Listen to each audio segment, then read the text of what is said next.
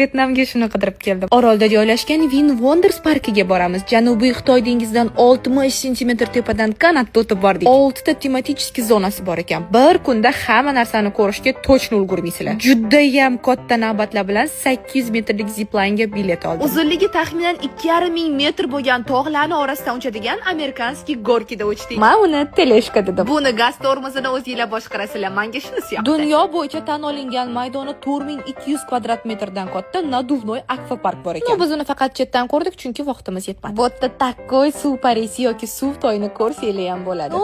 Nimani ko'ra olmadim va bundan xafaman.